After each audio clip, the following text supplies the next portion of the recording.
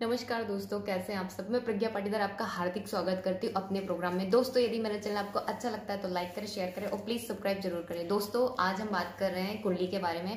हमारे एक दर्शक है जिन्होंने हमसे कुंडली अध्ययन करवाया था और उन्होंने पूछा था कि राहु की महादशा कैसी जाएंगे, तो आइए हम उसी पर चर्चा करते हैं। दोस्तों, उनका जन्म तारीख है 2 दिसंबर 1990। सुबह का समय है 1:30 राजकोट, गुजरात। दोस्तों, ये सिंह लग्न की कुंडली बनती है। 5 नंबर लिखा रहा है यहाँ पे, तो ये सिंह लग्न। राशिपति बनते हैं धनु। लग्न और धनु दोनों में मित्रता है क्योंकि इनके तत्व एक समान है, दोनों अग्नि तत्व की हैं। इसलिए दोस्तों कुंडली पावरफुल हो जाती है जब भी राशिपति और लग्नपति दोनों मित्र होते हैं। तो इनका है तिथि शुक्ल चतुर्थी के दिन इन्होंने जन्म लिया है। दिन शनिवार है, राशि धनु और इनके गण है मनुष्य। दोस्तों, मनुष्य गण होते हैं ना तो स्ट्रगल ज्यादा बढ़ जाता है लाइफ में। राक्षस गण होते हैं तो वो अपना हक छीन के ले लेते हैं, पर मनुष्य गण में थोड़ा सा प्रॉब्लम ज्यादा रहता है। इनका नक्षत्र है पूर्वाषाढ़ा नक्षत्र, चौथा चरण है जिसका। दोस्तों, हम इनके जो लग्न की बात करते हैं तो लग्नपति जाके केंद्र में बैठे हैं। ये चौथा हाउस, ये भी केंद्र है, ये भी केंद्र, ये 4 केंद्र माने गए हैं जिसमें सूर्य केंद्र में ही बैठे हैं। तो ये सबसे पावरफुल, यहाँ पे 15 डिग्री के समथिंग है तो सबसे पावरफुल माने जाते हैं। दूसरे इनके गुरु है जो सबसे पावरफुल कारक ग्रह गुरु है, उसके बाद सूर्य है।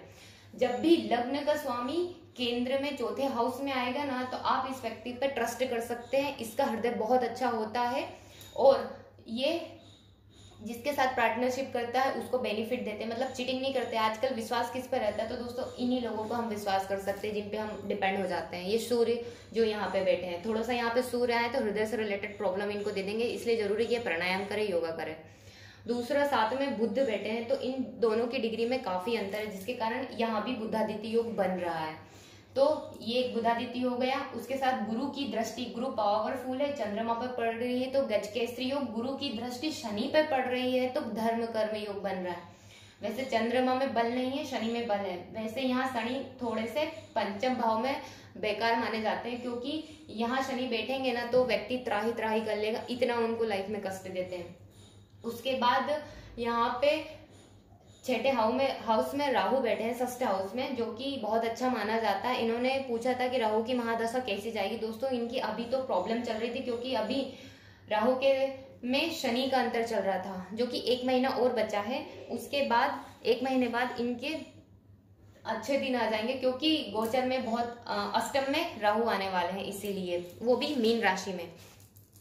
तो यहाँ से 6th में जब भी राहु आते हैं तो अच्छा रहते हैं, पर ज्यादा बली हुए तो दिक्कत आती है। इनके बल नहीं है, थोड़े कमजोर है, पर ठीक है, मिला जुला असर होगा इनको। शुक्र यहाँ पीड़ित दिखाई दे रहे हैं मेरे को, क्योंकि आप देखिएगा दोस्तों, चलित में शुक्र यहाँ का फल दे रहे हैं पर लग्न में यहाँ पे है और नवमांश में भी वो शनि के हाउस में बैठे हैं, इसीलिए वो थोड़ा से पीड़ित दिख रहे हैं। और वैसे भी सिंह लग्न वालों का जो केंद्र में जो राशि पड़ रही है वो कुंभ राशि है, तो इनका वैवाहिक जीवन में थोड़ा सा प्रॉब्लम रहता है और मानसिक प्रॉब्लम इनको रहेगी क्योंकि वो राक्षस है दोस्तों। राहु तो थोड़ा प्रॉब्लम तो देगा, अपने गुण धर्म तो नहीं छोड़ेगा ना वो। इसके बाद है दोस्तों, जब भी राहु यहाँ गोचर में वैसे मीन की राशि में आ रहे हैं तो गुरु के घर में आ रहे हैं। उनका खुद का तो कोई होता नहीं है घर राहु केतु का, इसलिए वो जिस राशि में बैठते हैं उसी के अनुसार उनका फल देते हैं। तो इनके यहाँ पहले यहाँ भाग्य भाव में थे मेष में, जिनके कारण इनके भाग्य में इन्होंने डिस्टर्ब कर रखा था, मतलब कुछ भी काम नहीं करने दे रहे थे, हर काम में रोड़े अटक रहे थे। पर यहाँ पे आने के कारण थोड़ा प्रॉब्लम तो होगा पर बेनिफिट ज्यादा दे देंगे क्योंकि गुरुवत हो जाएंगे राहु। उनकी दृष्टि यहाँ पड़ेगी 5वीं, जिसके कारण व्यय होगा। व्यय कब होगा दोस्तों, जब आपके पास पैसे आएंगे तभी व्यय होगा। तो खर्चे तो बढ़ेंगे पर किस कार्य में बढ़ेंगे, अपने भौतिक सुख सुविधाओं में बढ़ेंगे और गुरु से रिलेटेड कार्यों में पड़ेंगे। उसके बाद यहाँ आएगा कुटुंब के हाउस में इनकी दृष्टि पड़ेगी, 6ठी 7वीं दृष्टि, जिसके कारण ये व्यय तो यहाँ भी होगा पर कुटुंब परिवार में थोड़ा प्रॉब्लम तो देंगे, पर ठीक है वैसे क्योंकि अब भाग्य भाव में आ रहे हैं ना इसीलिए। और अष्टम के राहु अच्छा माना जाते हैं, थोड़ा प्रॉब्लम देंगे, लड़ाई झगड़े इक्वल थोड़ी सी चीजें होंगी पर ठीक है वो सब चीजें।